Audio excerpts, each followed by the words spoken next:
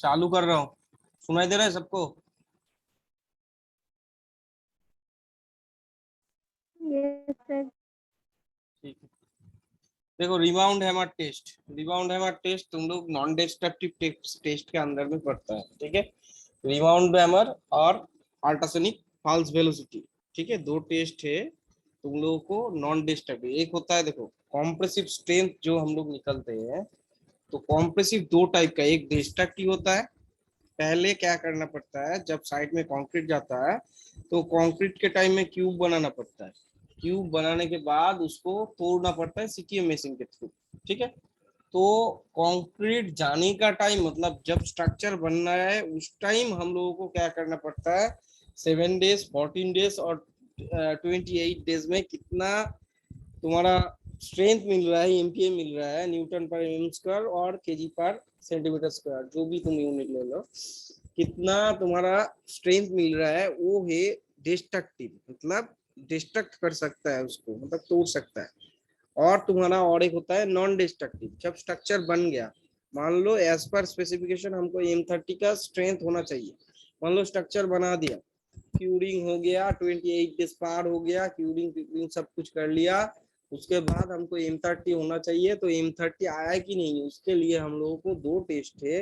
एक तुम्हारा क्या हो गया, नॉन डिस्ट्रक्टिव दो टेस्ट है, डिस्ट्रक्ट मतलब नहीं तोड़ना पड़ेगा, ये दो टेस्ट है, एक अल्ट्रासोनिक पल्स, और तुम्हारा सेकेंड हो रहा है तुम्हारा रिबाउंड हैमर। तो आज रिबाउंड हैमर करवा देता हूँ, ठीक है। इंट्रोडक्शन क्या बोल रहा है, इन actual structure on site it is not always possible to estimate the strength of concrete directly। तो स्ट्रक्चर में ऑन साइट में क्या बोल रहा है, it is not always possible estimate the strength of the concrete. तो एस्टिमेट करना possible नहीं होता है कंक्रीट का, ठीक है, directly. Some estimate of quality of concrete as well as uniformity as well of the uniformity of casting of a structure can, however, be obtain non-destructive techniques such as rebound hammer और ultrasonic. जो बोला है अभी, चाचा, मतलब जो हम लोग डायरेक्टली कंक्रीट को तोड़ नहीं सकते हैं, तो उस टाइम उसके लिए हम लोग कास्टिंग के बाद क्या करते हैं, सुपर स्ट्रक्चर जो होता है हम लोगों को ऊपर में, जब मिट्टी के ऊपर जो स्ट्रक्चर होता है, उसके लिए हम लोग दो टेस्ट अवेलेबल है हम लोगों को, एक रिबाउंड हैमर टेस्ट, एक अल्ट्रासोनिक पल्स वेलोसिटी टेस्ट, ठीक है। Rebound hammer are shown in the figure below. तो फिगर नीचे है, दिखा रहा हूँ क्या क्या काम है। ऑल्सो कॉल स्किम्डिट हैमर, ठीक है, स्किम्डिट हैमर बोल के भी बोल सकता हूँ। Measure the hardness of the material surface in measuring the rebound of standard mass after N elastic compact against the surface. मतलब क्या बोल रहा है, हम लोग जब एक प्रेशर क्रिएट, ये जो नीडल है, ये नीडल से जब हम लोग प्रेशर क्रिएट कर रहा हो तो एक रिबाउंड प्रेशर बैक देता है, पीछे एक स्प्रिंग लगा, इधर में एक स्प्रिंग लगा हुआ रहता है, ठीक है। तो एक रिबाउंड जब हम उसको ठेल रहा है, पीछे से इस साइड से ठेल रहा है, तो ये नीडल इसके अंदर जाता है, और स्प्रिंग एनर्जी जो, स्ट्रेन एनर्जी जो है, वो इम्पैक्ट से जब हम लोगों को क्या होता है, जब छोड़ देता है, हम जो मशीन को प्रेस करके छोड़ दूंगा, एक एनर्जी देता है, उस टाइम हमको ये देखो 0, 0, 5, 10, 15, 20, 25, 30, 35, 40, 45 के हिसाब से क्या करना, क्या करेगा वो, हम लोगों को क्या करेगा, रिबाउंड नंबर देगा। रिजल्ट किस में देगा, रिबाउंड नंबर। जैसे इसमें रिबाउंड नंबर है, आजकल जो डिजिटल मशीन है वो ये है rebound number wise. In general हम लोगों को मैनुअल में भी रिमाइंड नंबर वाइज ही तुमको मैनुअल मिलेगा, बट इन जनरल आज का जो मशीन है उसमें क्या होगा, डायरेक्ट तुम्हारा कितना कॉम्प्रेसिव स्ट्रेंथ दे रहा है, ठीक है, डायरेक्ट ये रिबाउंड नंबर के जगह में डायरेक्ट एमपीए में कॉम्प्रेसिव स्ट्रेंथ दे देगा, ठीक है। बट पिछले जमाना का, मतलब पिछले जब मशीन था उस टाइम क्या रिबाउंड नंबर के हिसाब से डोनेट करते थे। इसका साउंड ऑन है, अनूप कुमार साउंड थोड़ा बंद करो,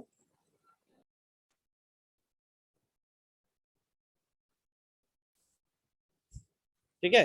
तो हम लोग अभी रिबाउंड नंबर के हिसाब से हम लोग क्या करेंगे, रिबाउंड नंबर, नंबर एक चाहिए हमको, कितना रिबाउंड नंबर मतलब इम्पैक्ट एनर्जी कितना दे रहा है, और क्या चाहिए, कौन सा एंगल में हम वर्टिकली आप में कर रहा है, मतलब स्लैब से मान लो नीचे से हम कर रहा है, स्लैब का नीचे से, तो उसको हम क्या बोलेंगे, वर्टिकली आप, मतलब आप साइड कर रहा है वर्टिकली, स्लैब के ऊपर कर रहा है तो हम करेंगे वर्टिकली डाउन, 45 डिग्री में कर सकते हैं, ठीक है, 45 डिग्री इंक्लाइन में भी कर सकता है, उससे नीचे करेंगे, उससे नीचे हम लोग प्रेशर देंगे तो क्या होगा, ये तुम्हारा जो रिबाउंड हमर है वो क्या होगा, स्लिप हो जाएगा। तो 4-5 कंडीशन होता है, एक तुम्हारा हॉरिजॉन्टली रख के इसको वॉल के साथ, मतलब रिबाउंड नंबर को हॉरिजॉन्टली रख के वॉल में प्रेशर देके एक कर सकते हैं, वो होता है 0 डिग्री, और स्लैब में जो वर्टिकली हम ऊपर मतलब नीचे से हम प्रेशर दे रहे हैं उसको हम लोग क्या बोलेंगे, वर्टिकली अप, एंड ऊपर से जो प्रेशर देंगे उसको हम क्या बोलेंगे, वर्टिकली डाउन। तो वर्टिकली अप होगा 90 डिग्री प्लस, और vertically down, sorry, vertically up होगा -90 डिग्री, और वर्टिकली डाउन जो होगा +90 डिग्री में चलेगा, ठीक है।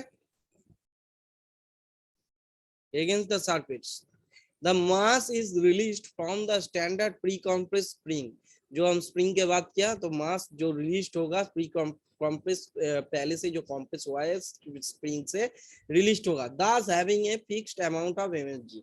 तो उसमें क्या होगा, इसमें जब हम लोग प्रेशराइज करेंगे तो क्या होगा, स्प्रिंग छोटा हो जाएगा, उसमें स्प्रिंग एनर्जी रिस्टोर्ड होकर रहेगा, जब हम छोड़ देंगे तब उस टाइम मेरा ये रीडिंग दिखाएगा। The rebound hammer gives a reasonable estimate of the strength with help a suitable correlation between the rebound hammer number and strength.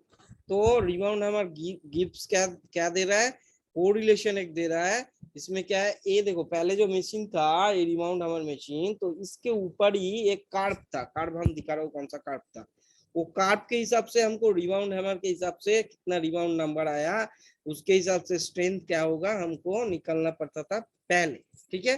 अभी का तो डायरेक्ट आ जाता है तुम्हारा, तो पहले का हिसाब से है तो पहले का हिसाब से पूरा ही जान लो, क्योंकि आधा अधूरा जान के कुछ फायदा नहीं है, क्योंकि एग्जाम में रिबाउंड नंबर रिलेटेड आ सकता है, रिबाउंड नंबर क्या है, कहाँ से क्या हो सकता है, ठीक है।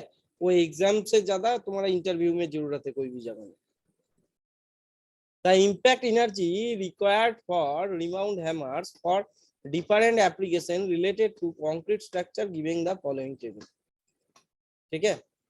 तो serial number A for testing normal weight of concrete, तो approximately impact energy required for the rebound hammer कितना चाहिए, impact energy 2.25 newton metre, for light weight concrete और स्मॉल और impact sensitive part of concrete उसमें कितना चाहिए, 0.75, ठीक है।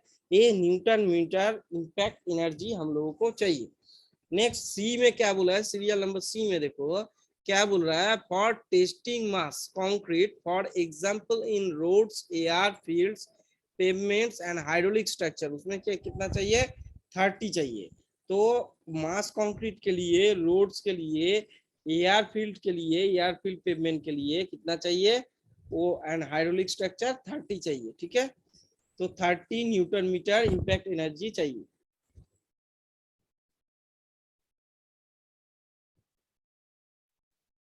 नेक्स्ट क्या बोल रहा है, the rebound hammer method could be used for assessing the likely compressive strength of concrete, तो rebound hammer इसमें तो compressive strength ही निकलता है, and assessing the uniformity of quality of building structure, तो जब void रहेगा मान लो उसके अंदर में तो क्या होगा, उसका rebound नंबर कम देगा, तो रिबाउंड नंबर इन जनरल 20 के कम होगा तो स्ट्रक्चर को हम खराब बोल सकते हैं, ठीक है। रिबाउंड नंबर 20 के कम होगा तो हम खराब बोल सकता है, तो उसको क्वालिटी भी देखता है। Assessing the develop of strength and time of the same specimen, development of strength, तो असेसिंग क्या कर रहा है, स्ट्रेंथ डेवलप कर रहा है विथ द टाइम, मतलब टाइम के साथ कितना स्ट्रेंथ डेवलप कर रहा है हम डेली बेसिस पे हम देख सकते हैं। मान लो 7 दिन बाद एक टेस्ट किया, उसके बाद 14 दिन बाद एक टेस्ट किया, उसके बाद 28 दिन में टेस्ट किया, तो कितना कितना बढ़ रहा है, मतलब स्ट्रेंथ उसके अंदर में कितना कितना बढ़ रहा है हम वो कर सकता है, ठीक है, देख सकता है। assessing the probable damage caused corrosive environment of the concrete. Concrete में कोरोशन डैमेज जो अंदर में होता है, तो हम बीच बीच में टेस्ट करके हम देख सकते हैं उसके अंदर में कोरोशन लगा है कि नहीं, मतलब स्ट्रेंथ कम हुआ है कि नहीं। ठीक है, इतना कुछ हम लोग रिमाउंड हैमर से कर सकते हैं। In general, the rebound hammer increases as the strength increases, but if it is affected several factors like type of cement, तो इस पे क्या क्या मतलब स्ट्रेंथ के लिए क्या क्या मतलब हम लोग फैक्टर यूज कर सकते हैं स्ट्रेंथ गेन करने के लिए और स्ट्रेंथ लूज करने के लिए। सीमेंट, टाइप ऑफ सीमेंट, कौन सा सीमेंट हम लोग लगा रहा है, and aggregate and surface condition, surface condition और moisture content, curing and age of concrete, ये सब क्या कर रहा है, ये सब के ऊपर रिबाउंड हैमर का मतलब जो डिक्रीज मतलब रिबाउंड नंबर जो है डिक्रीज है इंक्रीज है वो हम लोग देख सकता है, मतलब कर सकते हैं। तो ये सब फैक्टर इसके ऊपर डिपेंड करता है। Curing and age of the concrete, extend carbonation of concrete etcetera, इतना कुछ के ऊपर डिपेंड करता है। मेनली कंक्रीट का स्ट्रेंथ इतना कुछ के ऊपर डिपेंड करता है। ठीक है, rebound number is inactive of compressive strength of concrete up to limited depth of surface if the concrete is in particular number and internal micro cracking flaws the heterogeneity across the cross section। तो हम लोग क्या limited depth में, मतलब ज्यादा depth में नहीं, limited depth में जो माइक्रो क्रैक रहता है उसका भी पता चलता है क्योंकि रिजल्ट कम देगा। लिमिटेड डेप्थ मतलब ज्यादा नो 1 मीटर का कंक्रीट हो रहा है तो मान लो 200 mm डेप्थ में माइक्रो क्रैक होगा तो हम जब प्रेशर देंगे इधर से तो उसमें रिबाउंड नंबर कम आएगा। ठीक है, तो वो हम कर सकते हैं। और हेट्राजिनिटी मतलब होमोजेनिटी नहीं है, मतलब कंक्रीट होमोजेनियस नहीं है, अंदर में कोई जगह में गिट्टी अलग हो गया, कोई जगह में तुम्हारा सीमेंट अलग हो गया, मतलब गिट्टी अलग होकर पड़ा हुआ है उसके अंदर सीमेंट और बालू नहीं है, खुखला जगह है, तो वो सब हमको पता चलता है that test. Rebound hammer indicates indices will not indicate the same. As such, the estimation of strength of concrete by rebound hammer method cannot be held very accurate and probable accuracy of prediction of concrete strength structure can be up to plus minus 25% depending upon correlation curve of the methodology adopted for establish correlation between rebound number and likely compressive strength। तो क्या बोल रहा है, rebound hammer और ultrasonic pulse तभी भी accurate हम बोल सकता हो, बट रिबाउंड हैमर टेस्ट जो है पूरा एक्यूरेट नहीं है, प्लस माइनस 25% तक क्या करता है इसका रिजल्ट वेरी करता है। ठीक है, depending upon the correlation of the carb मतलब उसके और कौन सा चीज के ऊपर डिपेंड करता है, carb and methodology adopted of correlation. मान लो कोई जगह में हम रिबाउंड हैमर यूज कर रहा हो, जो सरफेस है सरफेस के साथ जब हम लोग लोड दे रहा हो वो 45 डिग्री बा उससे कम में, तब हम लोग क्या करेंगे पीछे से जब लोड देंगे तो वो क्या होगा, वो स्लिप हो जाने का चांस है, तो उसमें एग्जैक्ट रीडिंग नहीं आएगा। वही बोल रहा है methodology adopted for establishing correlation between rebound number and likely compressive. तो यही दो ही चीज तो लगता है, rebound number and likely compressive strength. If the relation between rebound number and compressive strength can be checked by the test or on core samples obtained from the structure or standard specimen made within the same concrete material mix proportion, then the accuracy of result and confidence of theory and gentle increase। मतलब हम जो homogeneous material बना रहा है वो एक ही type का, जितना होमोजेनियस बनाएंगे और एक टाइप तक क्वांटिटी देंगे, जितना होमोजेनिटी रहेगा तो उसमें एरर मतलब कम होगा, उसमें एरर ज्यादा नहीं होगा, बहुत ज्यादा एरर नहीं होगा, वही बोलना चाह रहा है।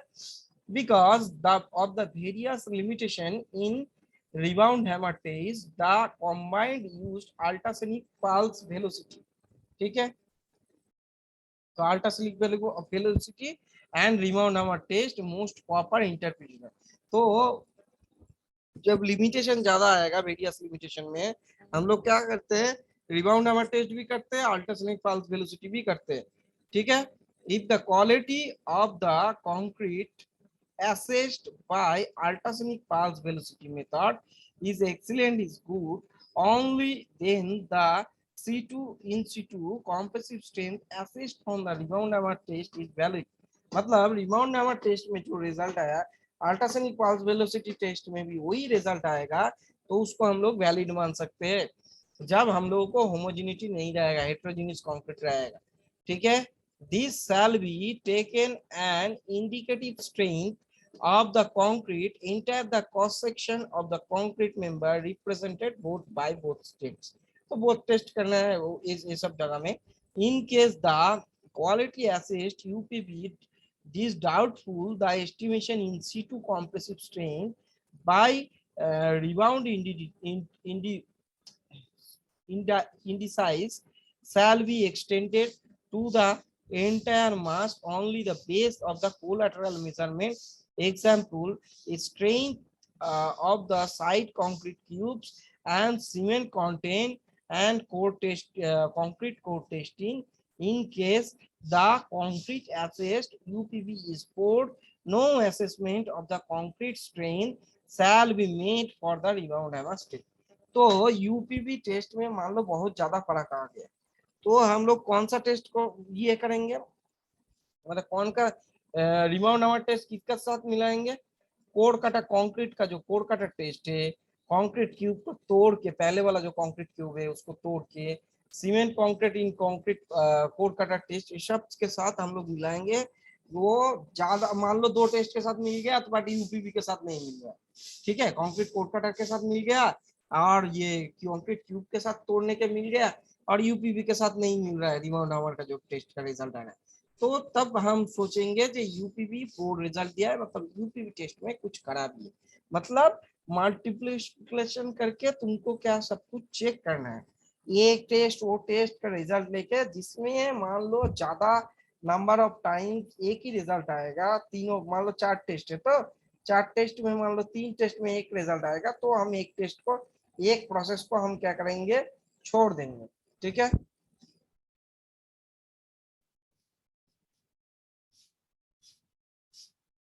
identifying outliers।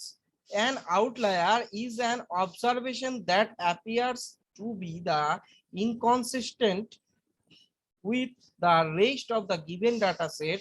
In general, there are maybe more than one outlier at one or both ends and data set। Outliers typically are attributable to one or more of the following causes। ठीक है, measurement and recording error, क्या क्या हम outliers, जो general outliers मतलब reading लेने में क्या क्या आउटलायर करने में क्या क्या प्रॉब्लम हो सकता है, मेजरमेंट और रिकॉर्डिंग एरर एक हो सकता है, कॉन्टेमिनेशन हो सकता है, इनकरेक्ट डिस्ट्रीब्यूशनल असम्पशन हो सकता है, डिस्ट्रीब्यूट जो हम कर रहा है धीरे धीरे एक जगह में कर रहा है, थोड़ा उस जगह में कर रहा है, और रेयर ऑब्जर्वेशन, मतलब ऑब्जर्वेशन खराब होगा तो उस टाइम। तो outliers are not necessarily bad और एरोनियस, तो बैड और एरोनियस नहीं है, क्योंकि देख सकते हैं हम लोग क्या क्या क्या आउटलायर हो सकता है, मतलब क्या क्या फॉल्ट हो सकता है। they can be taken as an indication existence and rare phenomena that could be reason further investigation। तो ये सब प्रॉब्लम आएगा तो हम लोग को क्या फर्दर इन्वेस्टिगेशन करना पड़ेगा। तो apparatus देख लो, rebound hammer with calibrated chart उसमें रहता है रिबाउंड हैमर के साथ। एंड एब्रेसिव स्टोन क्या काम करता है, कंक्रीट का सरफेस में एब्रेसिव स्टोन रखे, उसके बाद हम उसके ऊपर क्या करते हैं, हम रिबाउंड हैमर को हम इम्पैक्ट करवाते हैं। ठीक है, ये है theory.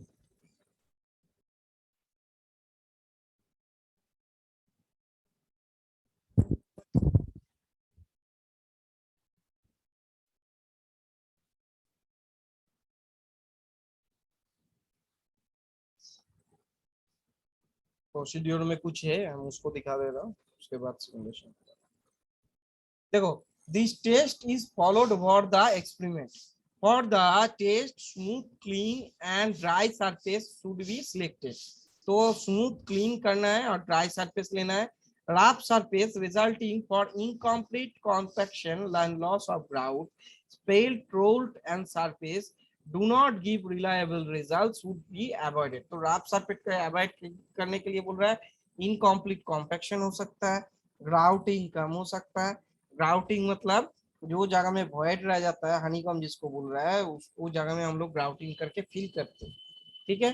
Do not reliable result should be avoided. The point of impact should be 25 mm away from the edge of the safe डिस्कंटिन्यूएशन।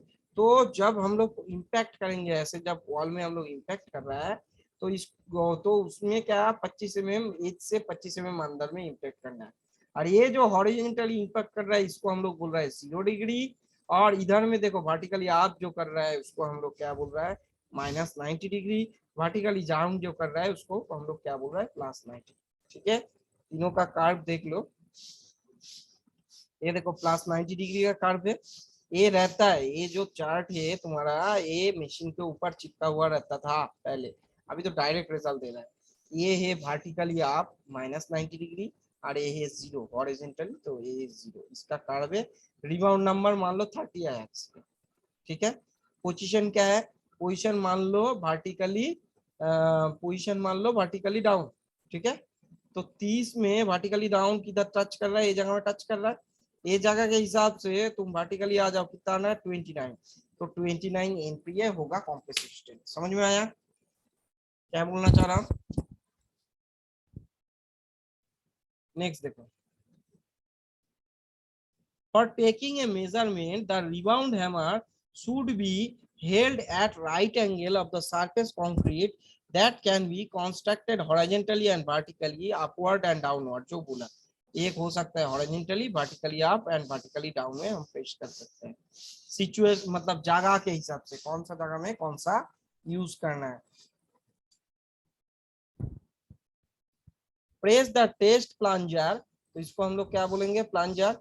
Test plunger at the exactly right angle to the surface of the concrete being tested after impacted the rebound value। तो rebound value लेने के बाद take a minimum 6 rebound reading. कितना reading लेना है 6 rebound reading around each point of observation at least 20 mm distance of each other. तो 20 mm distance सब जगह से 20 mm डिस्टेंस में लेना है।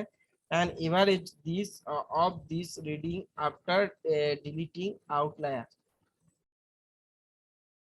मतलब फॉल्ट को डिलीट करके, मतलब फॉल्ट नहीं रहना चाहिए। कोई जगह में खोखला हो गया, कोई जगह में वॉइड हो गया, कोई जगह में हानिकॉम हो गया, कोई जगह में मान लो रफ सरफेस हो गया, तो वो सब फॉल्ट को delete outer deleting the outlier as per ISO 16269 2016। ये हिसाब से, ए कोड के हिसाब से हमको आउटलायर को डिलीट करके और becomes the rebound index for the point of observation।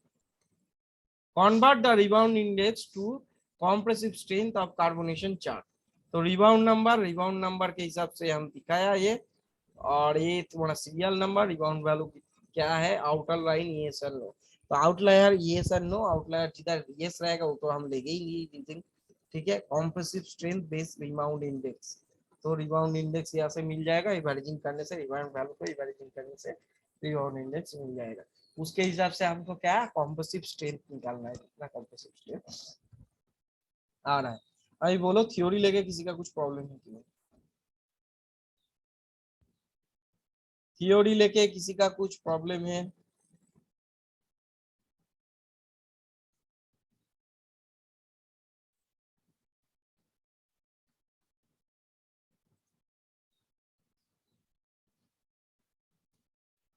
Subhojit Jadhav, yes sir. Problem है थ्योरी लेके? No sir. ठीक है, तो सिमुलेशन में जा रहा हूँ।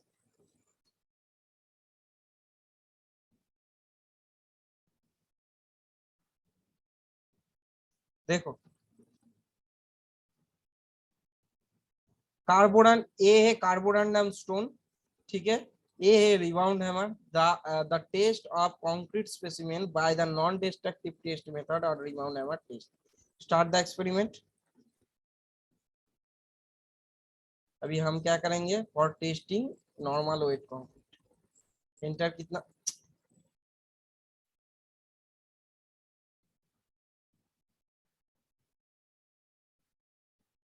इंजन हम इसमें 2.25 न्यूटन मीटर यूज करते हैं impact energy. Normal weight of concrete submit. ये देखो स्लैब हम क्या करेंगे वर्टिकली आप करेंगे, मतलब नीचे से हम इम्पैक्ट देंगे, ठीक है, वर्टिकली आप कर रहा हूँ। ये है स्लैब। कार्बोनियम स्टोन को चाहिए हमको, कार्बोनियम स्टोन चलाया।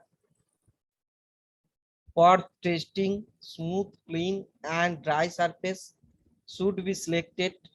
Rough surface of result in incomplete compaction, तो rough surface नहीं लेना है इसमें।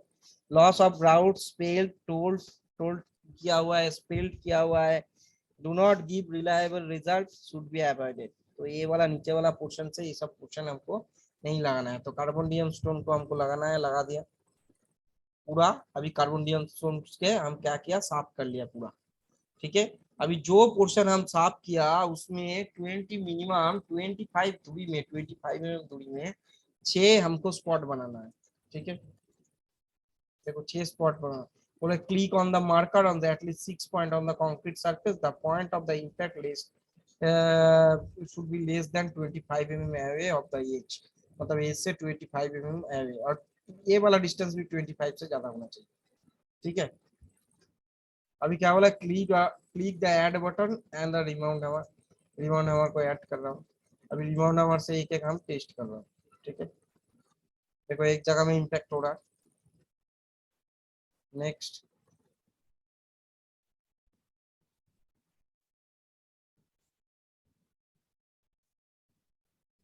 देखो 6 जगह में हमको इम्पैक्ट करना है।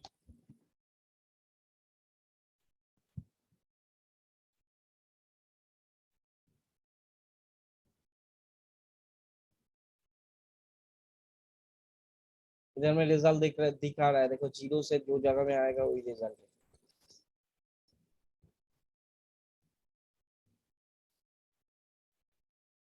निकालेंगे तो रिजल्ट देगा कितना है, 20 के ऊपर, 21 के समथिंग।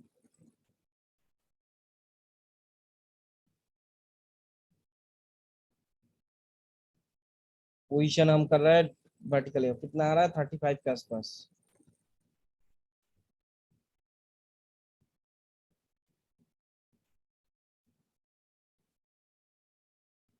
ना, 34। तो 6 जगह में हम रीडिंग ले लिए 34।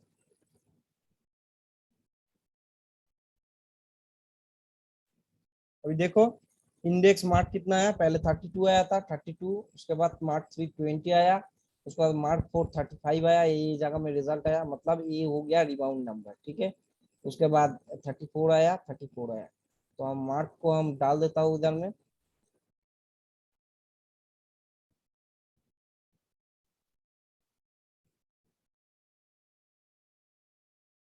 मार्क कितना आया, पहले 32, 32,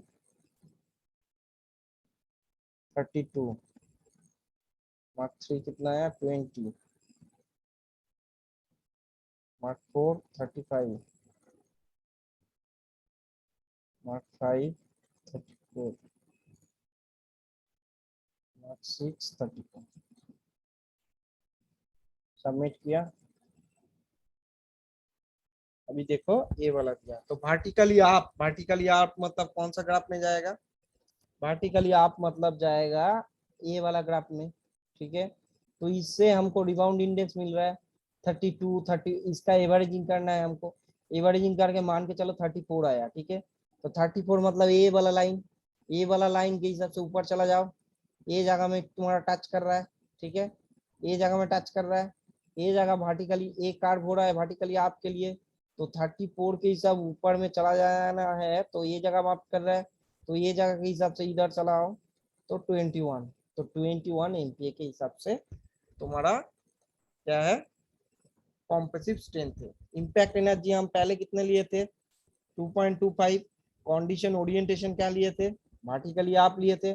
कॉम्प्रेसिव से नॉट एक्वार्ड दिया है, बट कॉम्प्रेसिव स्ट्रेंथ यहाँ से मिल जाएगा। कैसे मिलेगा, मान लो ये जो छह हम नंबर लिए, इसका एवरेजिंग वैल्यू 34 हुआ, 32, 32, 32, 20, 35, 34, इसका एवरेजिंग करो तो कोई एक करो, 32, 32, 20, 35, 34, 34, इसको प्लस करके 6 से डिवाइडेशन करो।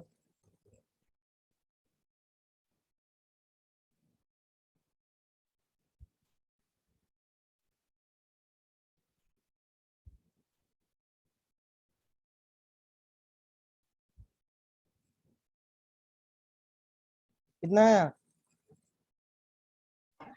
31.16 सर, 30, 31.16। 31.16, तो 31 इधर कर्व में, और वर्टिकली आपका कर्व ए है, ठीक है, ये वाला कर्व है, यही लगा हुआ रहता है। तो 31 के हिसाब से ऊपर चला जाओ, ये 31 है, 31 के हिसाब से ऊपर जाने से ये जगह में क्रॉस कर रहा है, ठीक है। ये पॉइंट मिल गया तुमको, ये पॉइंट मिलने के बाद उसके बाद ये हिसाब से इधर चला जाओ, हॉरिजॉन्टली कितना आ रहा है, ये कौन सा, 1, 2, 3, 4, 5, मतलब 10 से चालू है, 10 से 20, 10 मतलब 2 घर करके है, तो 5, 4 इंटू 2 8, तो 10 प्लस 8 मतलब 18, मतलब 18 MPa, मतलब रिजल्ट हो रहा है 18 न्यूटन पर मिलीमीटर। ठीक है, तो कॉम्प्रेसिव स्ट्रेंथ कितना आया, 18 न्यूटन पर मिलीमीटर। ये समझ में आया। 31 देखो पढ़ा होता है तो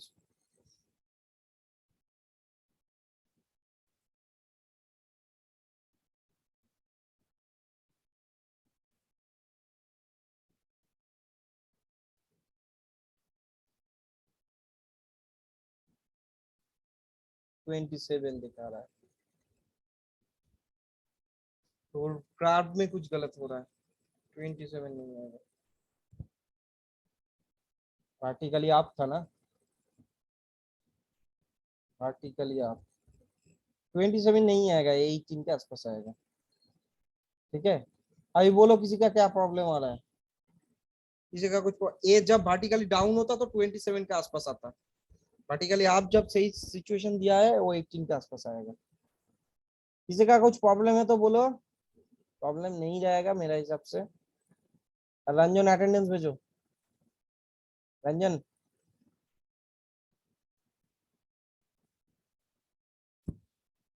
कहा गया, रंजन है ना, नहीं है, ये तो है, रंजित, रंजन, रंजन कुमार,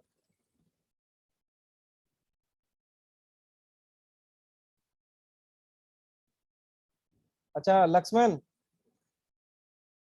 लक्ष्मण